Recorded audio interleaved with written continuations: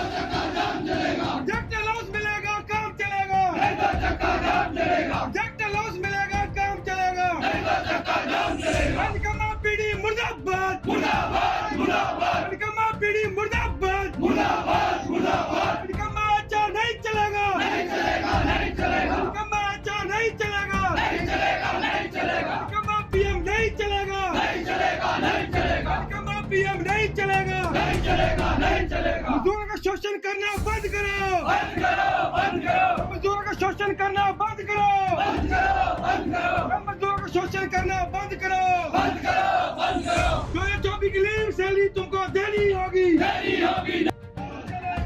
तो चक्का जाम चलेगा।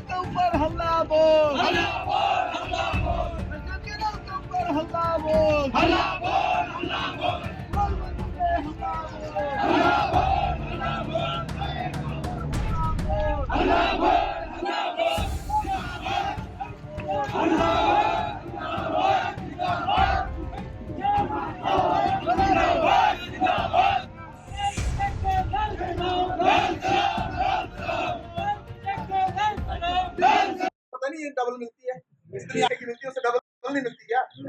डबल ही मिलती कानून है ना पुराना, लेकिन कानून लिख दिया है डबल डबल डबल भूल जाओ। अगर वो कानून लागू हो गया, संसद में बन चुका है, नहीं मिलनी है भीमचंद जी, जितनी 8 घंटे की तनख्वाह है, काम 12 घंटे से कर रहे हैं, तनख्वाह डबल ले रहे हैं, लेकिन मिलेगी 8 घंटे की। लेबर ऑफिस बचेंगे नहीं, जहां आप जाके जो है न्याय की मांग करो।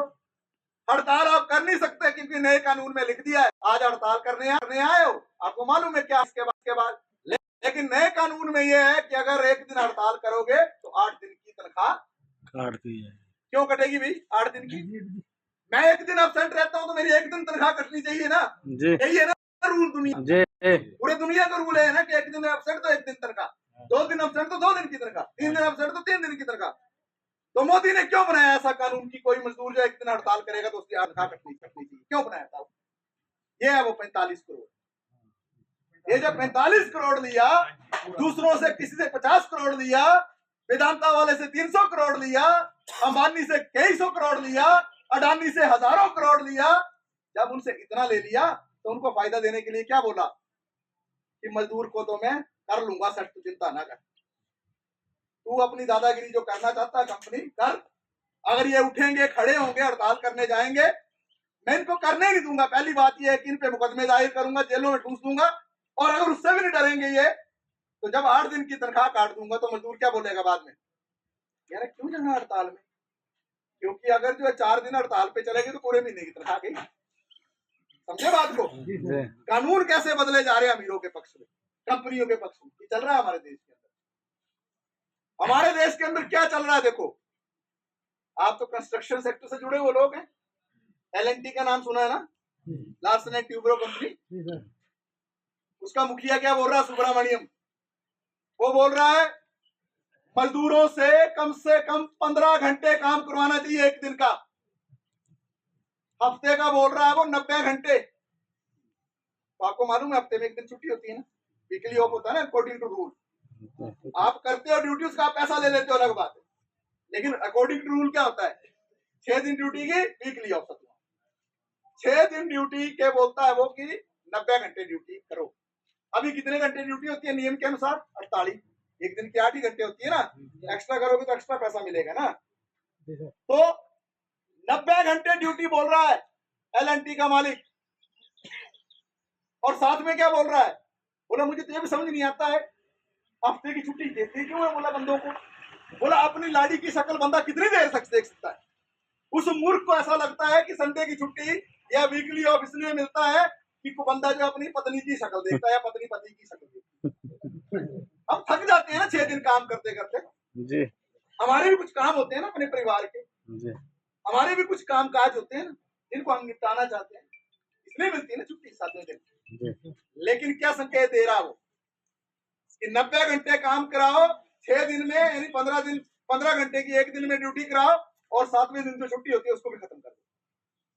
दूसरा बोल रहा है नारायण मूर्ति जो बड़ी एक सॉफ्टवेयर कंपनी है इन्फोसिस, उसका मालिक बोल रहा है 15 नहीं कराने तो 12 तो करवा ही दो, 15 घंटे तो कर ही दो 48 के बजाय।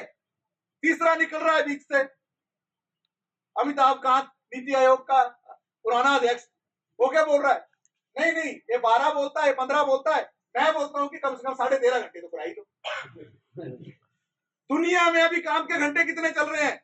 यूरोप के मुल्कों में, फ्रांस में, जर्मनी में, स्विट्जरलैंड में, बेल्जियम में, डेनमार्क में, नॉर्वे में, ये जो बड़े विकसित मुल्क हैं, यहाँ तो ड्यूटी के घंटे जो है 5 घंटे भी है, 6 घंटे भी है। दुनिया में काम के घंटे हो रहे हैं 8 घंटे से कम, 6 घंटे, 5 घंटे। और हमारे प्रधानमंत्री और अमीर आदमी क्या बोलते हैं? हम काम करवाएंगे 12 घंटे, दूसरा बोलता है 13 घंटे, तीसरा बोलता है 15 घंटे। और कानून में तो लिख ही दिया कि 12 घंटे, कोई दिक्कत नहीं है। तो ये जो हमले आ रहे हैं हमारे ऊपर कि जहां अभी जो हम हासिल कर भी रहे थे कुछ चीजें, अभी जो हम बहुत सारी सुविधाएं हासिल कर भी रहे थे, इन सुविधाओं पर भी अब संकट मंडरा रहा है। 2 तरह की लड़ाई चलेगी। एक लड़ाई चलनी है ऋत्विक के साथ, नारा के साथ, दूसरे जो इनके और हैं लोग उनके साथ, वो यहाँ के मुद्दों को लेकर चल रही है। डस्ट अलाउंस दो, प्रोजेक्ट अलाउंस दो, ईपीएफ लागू करो, ईएसआई लागू करो, ठीक है, अच्छा रहने की व्यवस्था दो, लंच के लिए जो है प्रॉपर बैठने की व्यवस्था दो, रेस्ट रूम दो, टॉयलेट बाथरूम दो, ये लड़ाई चलनी है ना, और ट्रांसपोर्ट की सुविधा दो। एक लड़ाई तो चल रही है, लेकिन ये लड़ाई जोड़नी पड़ेगी उस लड़ाई से दूसरी से, क्योंकि ईपीएफ तो तब लागू होगा ना जब ईपीएफ का कानून बचेगा। वहां पर तो खत्म हो रहा है। अब नए कानून में ईपीएफ में पैसा 12% से घटाकर 10% कर दिया, तो 10% आपका तो 10% मालिक का, कितना हुआ? 20। पहले कितना था? 12 और 12 24। तो 4% आपका कम कर दिया ना, हमला है ना आप पे। तो ईपीएफ का कानून तो तब यहाँ लागू होना जब वहां बचेगा, ईएसआई का कानून तो यहाँ तब लागू होना जब वहां बचेगा, तनख्वाह तो तब बढ़ने का सवाल आना जब वहां कानून उस तरीके से बचेगा। नए कानून में तो ये भी लिखा जा रहा है कि आपको दिहाड़ी 178 रुपया मिलनी है एक दिन की, दिहाड़ी 178 रुपया। अभी कितनी है अनस्किल्ड की? हमसे जुड़े रहने के लिए हमारे YouTube चैनल को सब्सक्राइब करें और नई वीडियो की नोटिफिकेशन के लिए बेल आइकॉन को दबाएं। अगर आप ये वीडियो Facebook पर देख रहे हैं तो लाइक जरूर करें और ज्यादा से ज्यादा शेयर करें। इसी तरह के और भी अपडेट्स के लिए फॉलो करें हमारा Instagram पेज himachal.k3।